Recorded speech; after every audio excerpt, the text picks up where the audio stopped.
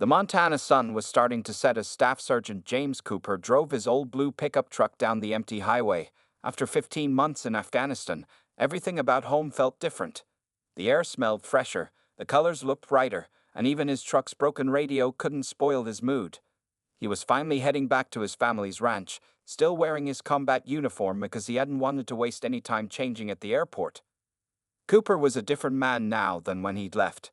At 32 years old, his time as a Special Forces combat medic had taught him things no ordinary person would understand.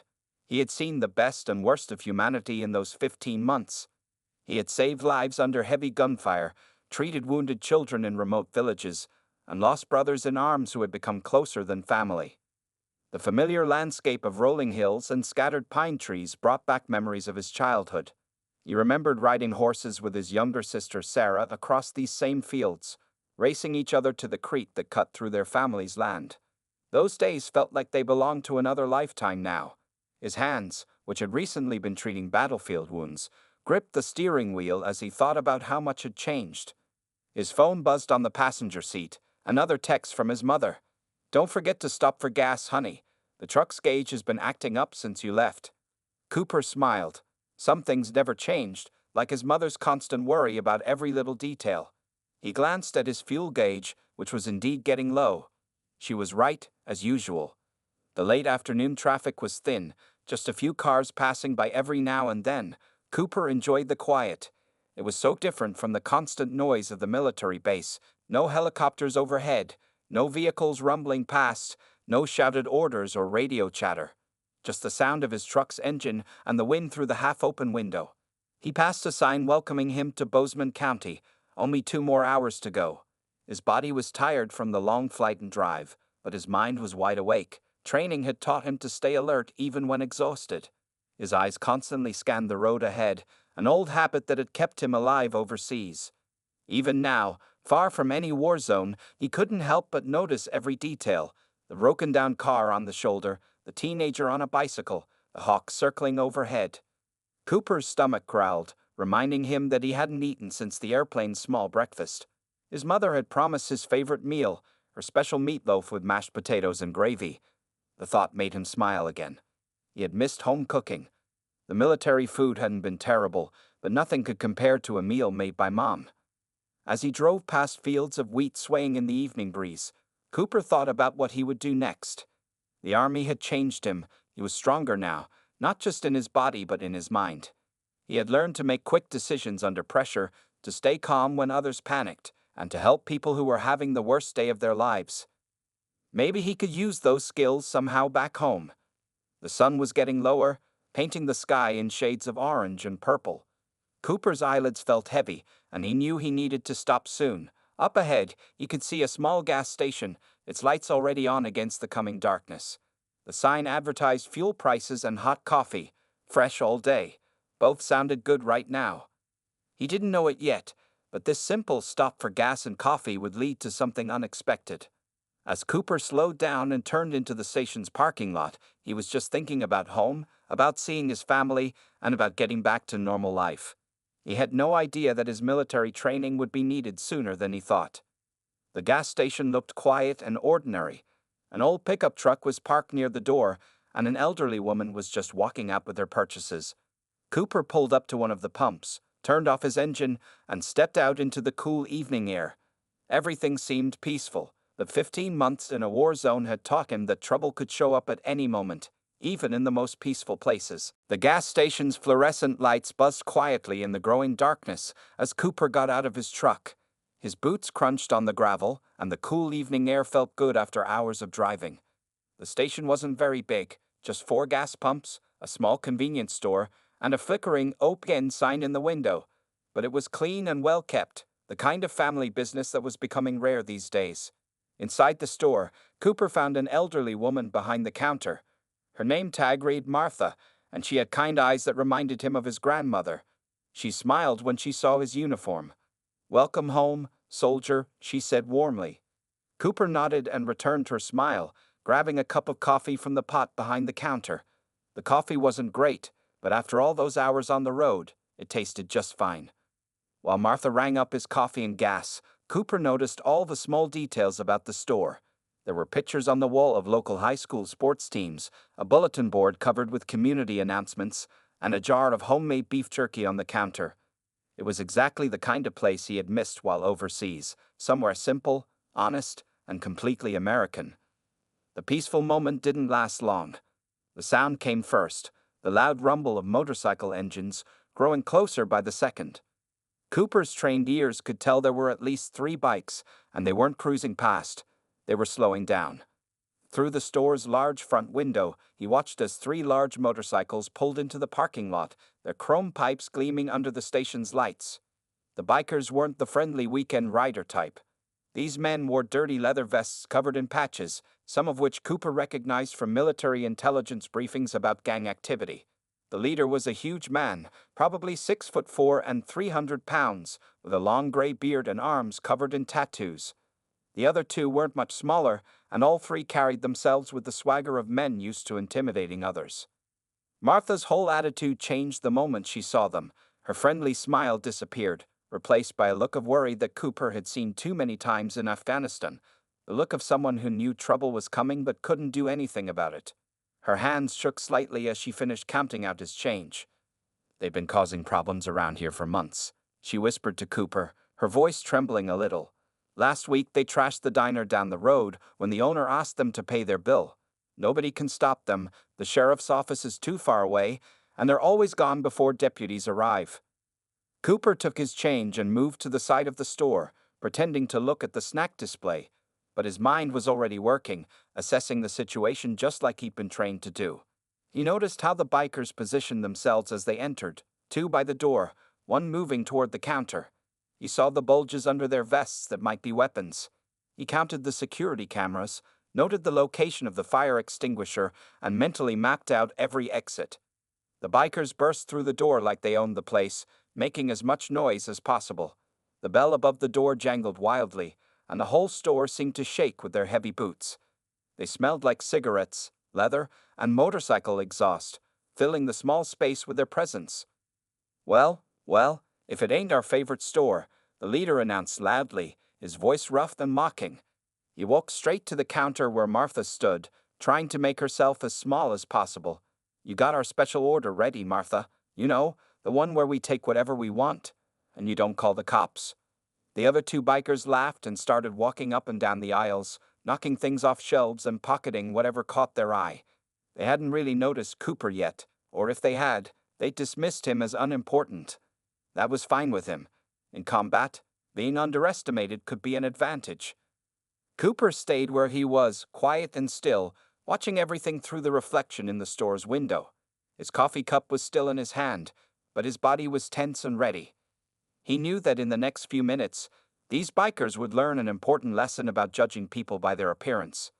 They just didn't know it yet. The situation in the small gas station was getting worse by the second. The leader of the bikers leaned over the counter, getting right in Martha's face. His huge frame cast a shadow over her as she backed away, bumping into the cigarette display behind her. The other 2 bikers were still knocking things off shelves, laughing as candy bars and magazines scattered across the floor. Cooper watched it all through the security mirror in the corner, his combat-trained mind taking in every detail. He noticed how the leader kept his right hand near his vest pocket, how the biker near the drinks cooler was standing just a little off balance, and how the third one by the door kept glancing outside. Probably their lookout. These weren't just random troublemakers. They had a system, and they'd done this before. "I'm waiting, Martha," the leader growled, his voice getting angrier. "Where's the money from today? And don't give me that same story about business being slow. We've been watching, you had customers all day." Martha's hands were shaking as she tried to open the cash register. "Please," she said quietly, "I have to pay my suppliers tomorrow. If I don't have the money." She didn't get to finish. The leader slammed his fist on the counter, making everything on it jump. The coffee container fell over, hot liquid spreading across the counter and dripping onto the floor. "Do I look like I care about your suppliers?" he shouted. "Open that register before I come back there and open it myself." That was when Cooper decided he'd seen enough. He set his coffee cup down carefully and took 3 slow steps forward. His movement caught the leader's attention, and the big man turned his head to look at him, seeming almost surprised to remember there was someone else in the store. "Is there a problem here?" Cooper asked calmly. His voice was quiet but clear, the same tone he'd used to talk down angry civilians in war zones. He kept his hands visible but ready, his stance relaxed but prepared for anything. The leader straightened up and turned to face Cooper fully, trying to use his height to intimidate. "Mind your own business, soldier boy," he sneered, looking Cooper up and down in his combat uniform. "This is between us and the lady. Why don't you take your government-issued attitude and walk away while you still can?" The other two bikers moved to flank their leader, creating a wall of leather and bad intentions between Cooper and the counter. They were trying to look threatening, but Cooper noticed small signs of uncertainty in their body language.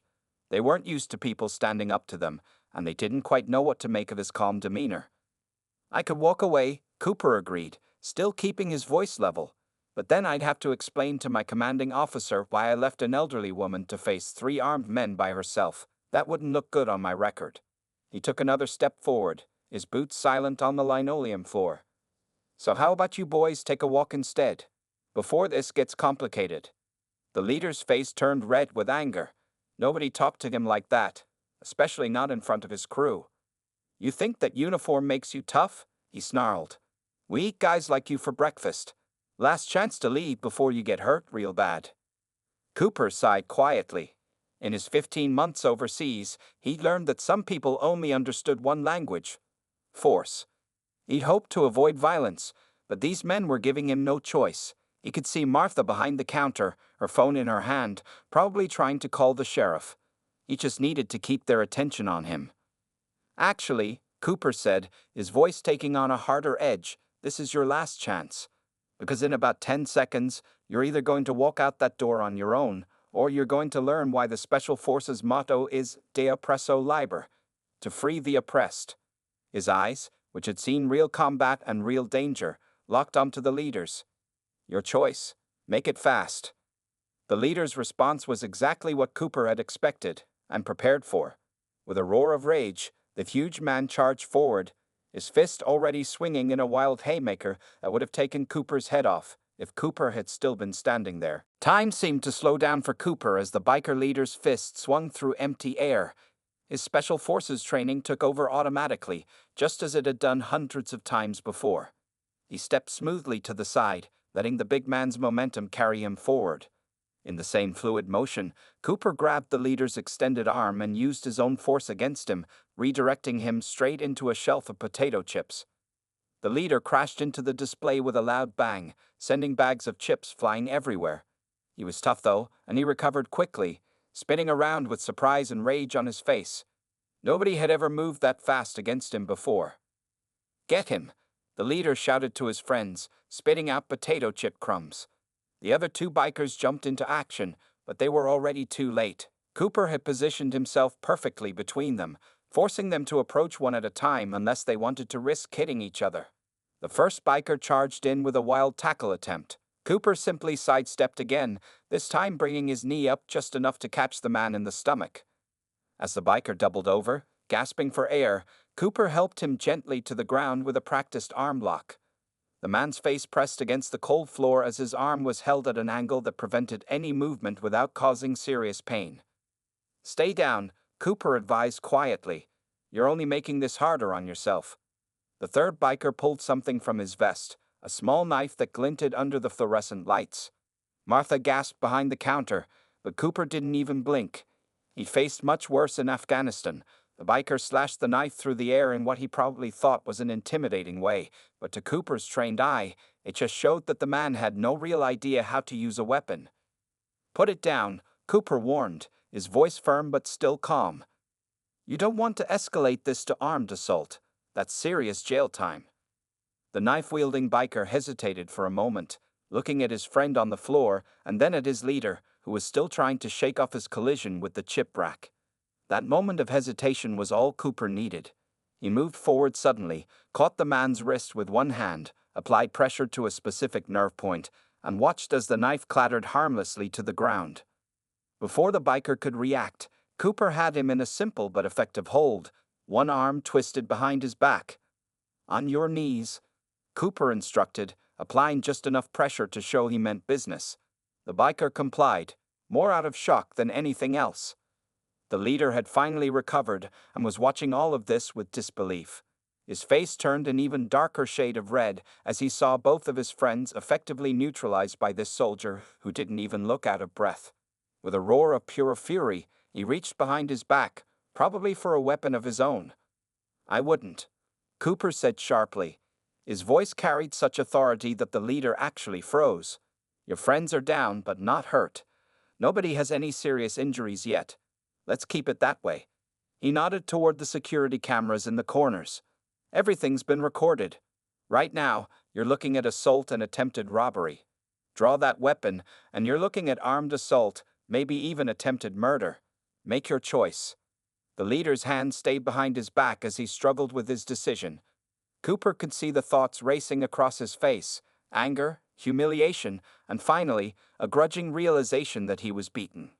Slowly, the big man's hand came back into view, empty. "Smart choice," Cooper said. He could hear sirens in the distance. Martha must have gotten through to the sheriff's office. "Now, all of you are going to lay face down on the floor with your hands behind your heads.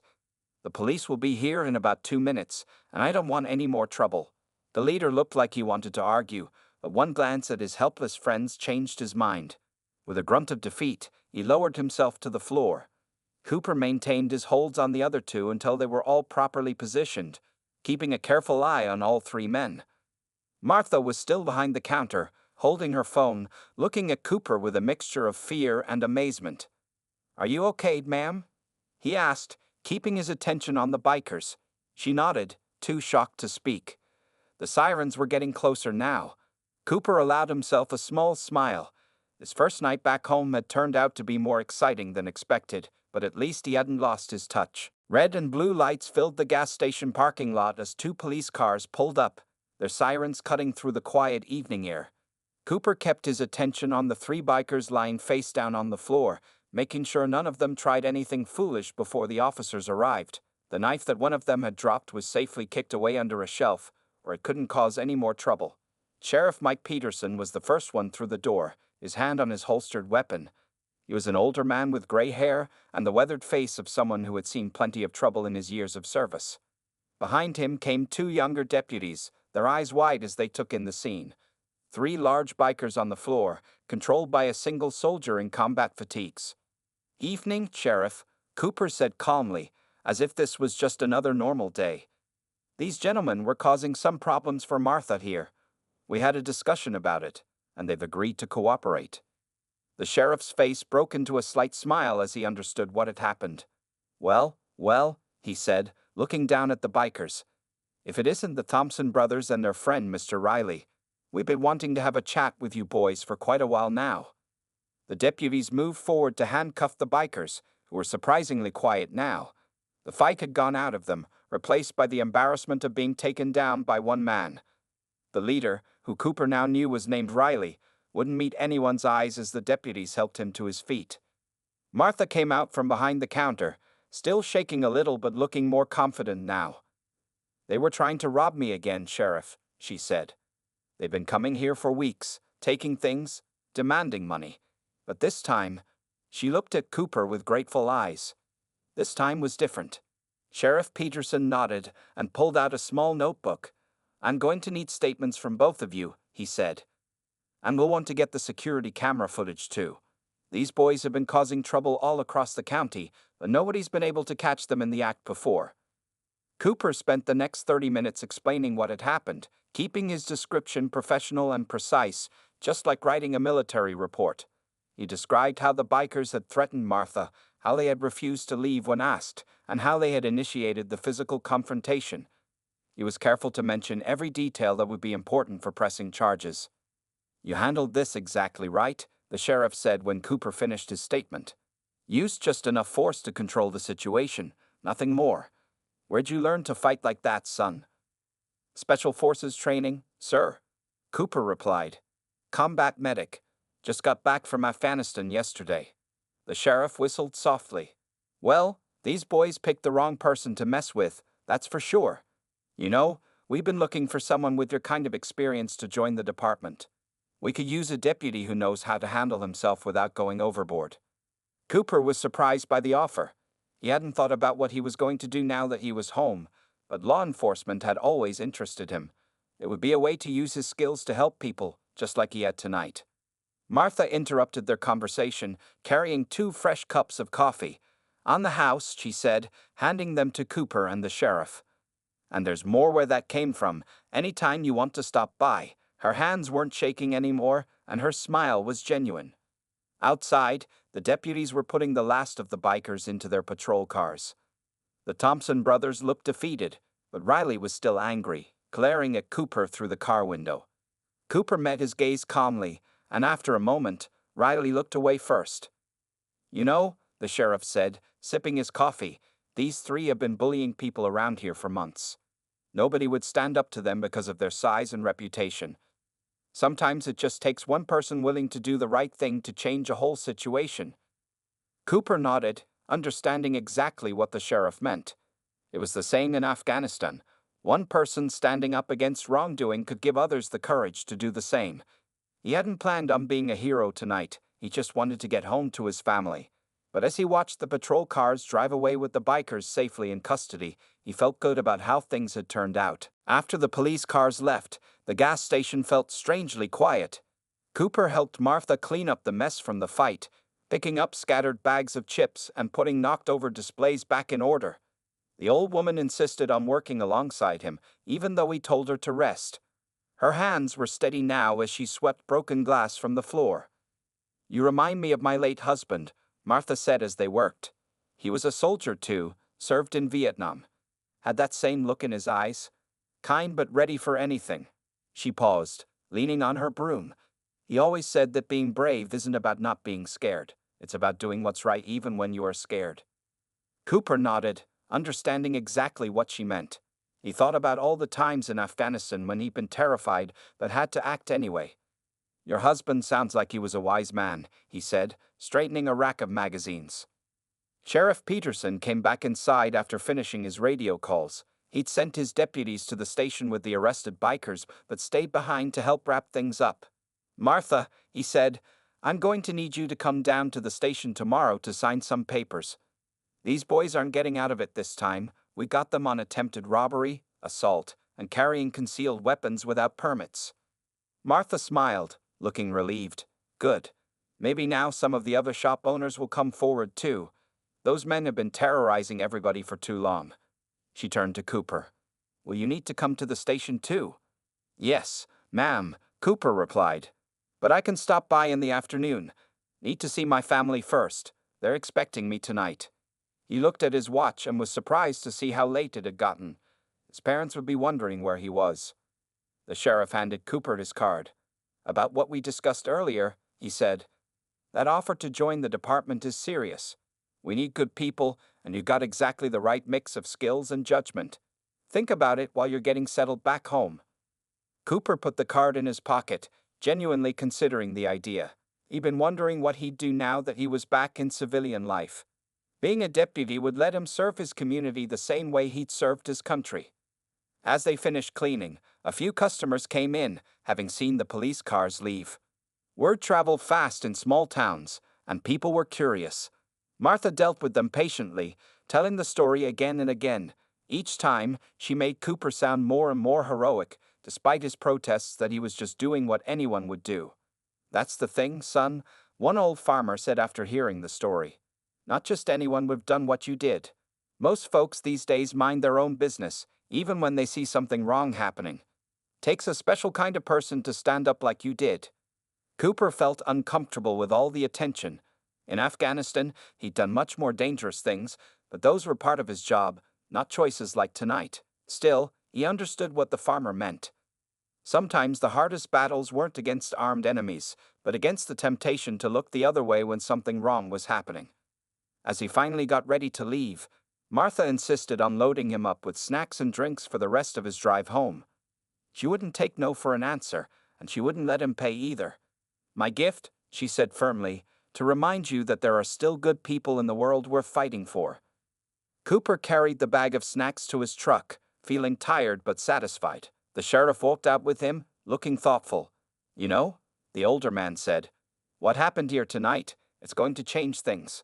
Those bikers aren't just going to jail, they're losing their power over people. Folks won't be afraid anymore, knowing they can be stopped. Starting his truck? Cooper thought about that. Sometimes it just took one person standing up to make others realize they could stand up too. He hadn't planned on being that person tonight, but he was glad things had worked out the way they did. "I'll think about your offer, Sheriff," Cooper said through the window. "Right now, I just want to get home and see my family, but I'll stop by the station tomorrow and we can talk more." The sheriff nodded, understanding. "Drive safe, son, and welcome home. Looks like you're going to be just as much of a hero here as you were overseas." News spread fast in small towns, and by the next morning, everyone seemed to know about what had happened at Martha's gas station. Cooper found this out when he drove into town to give his statement at the police station. People he'd never met smiled and waved at him. Some even stopped to thank him, having heard the story from friends or family. The local diner was especially busy that morning, filled with people discussing the events of the previous night. When Cooper walked in to grab breakfast before heading to the station, the conversations quieted for a moment as people recognized him in his civilian clothes.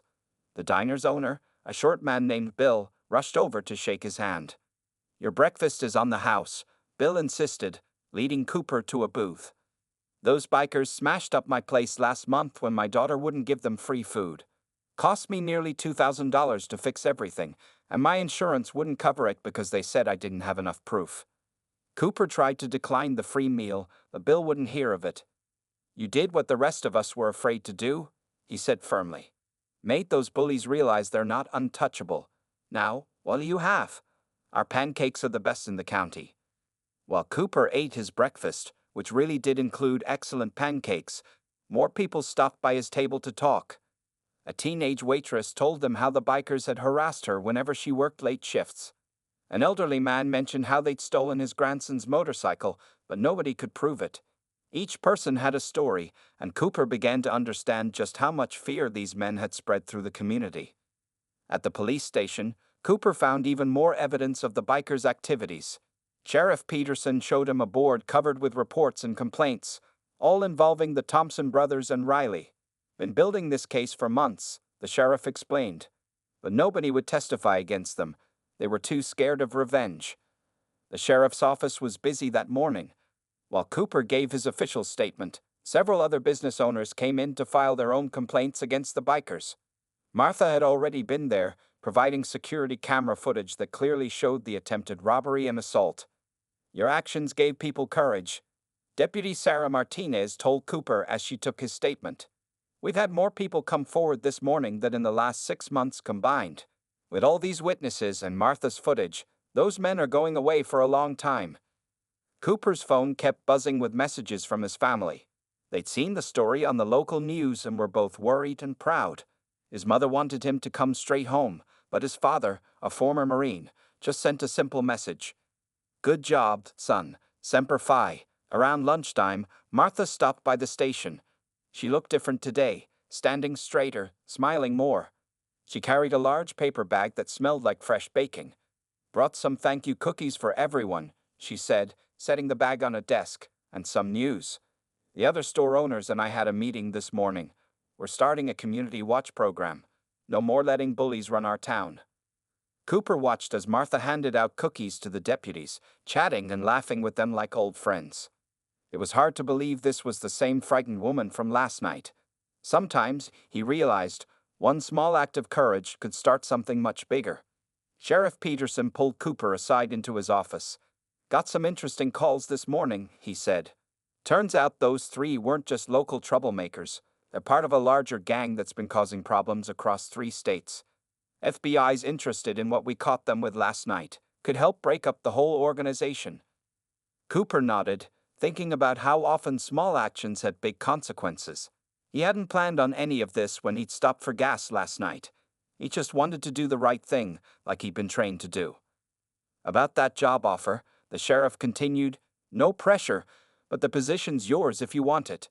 Pay's not great, but you'd be making a real difference here. And after last night, I think you've already got the community's respect."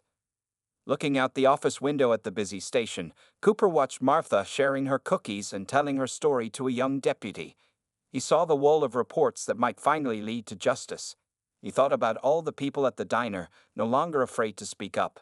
Maybe this was why he'd come home, not just to return to his family, but to find a new way to serve. 2 weeks after the incident at Martha's gas station, Cooper sat on his family's front porch, watching the sun set over the Montana hills. He held a cup of coffee in his hands, thinking about how much had changed since that night. His mother sat in the rocking chair next to him, knitting what looked like another scarf, even though summer was coming. "Are you sure about taking the deputy job?" she asked, not looking up from her knitting. "You could do anything you want now. Maybe something safer, like working at the bank with your cousin Tom?" Cooper smiled, understanding her worry. After 15 months of fearing for his life in Afghanistan, she'd hoped he'd choose a quieter life. "I'm sure, Mom," he said gently. "The sheriff's offering me a chance to make a real difference here. Besides, being a deputy in Bozeman County is a lot safer than what I was doing overseas." The local newspaper sat on the table between them. The front page showed a picture of the Thompson brothers and Riley in court, with a headline about their guilty pleas. They'd agreed to testify against their larger gang organization in exchange for lighter sentences. The FBI had already arrested 12 more gang members in 3 different states based on their information. Cooper's phone buzzed with a text from Martha. She'd been keeping him updated on the changes in town. The new Community Watch program was going strong, with 30 volunteers already signed up.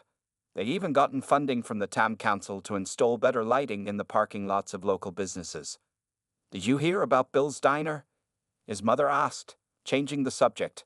"They caught those 2 teenagers trying to steal from the register last night. Instead of calling the police right away, Bill sat them down and talked to them. Found out they were hungry and their families having money troubles. Now he's giving them part-time jobs and a meal during their shifts." That made Cooper smile even more. The town wasn't just getting tougher on crime, it was getting smarter about preventing it. People were looking out for each other in ways they hadn't before. His father came out onto the porch, carrying his own coffee. The retired Marine had been quieter than usual since Cooper told them about taking the deputy job, but Cooper could tell he was proud. "Sheriff Peterson called," his father said. "Wants you to start next Monday. Says they've already got your uniform ready." Cooper nodded, feeling ready for this new chapter in his life. The skills he'd learned in special forces, staying calm under pressure, thinking clearly in dangerous situations, helping people in crisis, would serve him well as a deputy. But more importantly, he'd be using those skills to protect his own community. Sarah, his younger sister, burst out of the house with excitement. "Cooper, you've got to see this."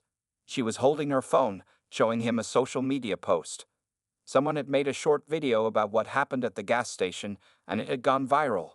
People were sharing it with messages about standing up to bullies and protecting their communities. "You're famous now," Sarah teased. "The comments are full of people saying how their towns need more people willing to stand up like you did." Cooper shook his head, still uncomfortable with all the attention. "I just did what needed to be done," he said. "The real heroes are people like Martha, who deal with scary situations every day but keep going anyway. And now she's leading the Community Watch program, making sure everyone feels safer." As the sky turned purple with the setting sun, Cooper thought about everything that had happened since that night at the gas station. One small decision to stop for coffee had led to all this. But maybe that's how change usually happened. Not with big plans and declarations, but with simple choices to do the right thing when it mattered. His father put a hand on his shoulder. "You know what makes me proudest?" he said quietly. "Not that you won the fight. Anyone with the right training could do that. What makes me proud is that you tried to talk first, used only the force you needed, and helped make things better afterward. That's what real strength is about." Cooper looked out at the darkening hills, feeling at peace with his decisions. Tomorrow, he would go pick up his new deputy uniform. Next week, he'd start protecting his community in a different way. But the most important lesson from that night would stay with him. Sometimes the biggest changes start with the smallest acts of courage.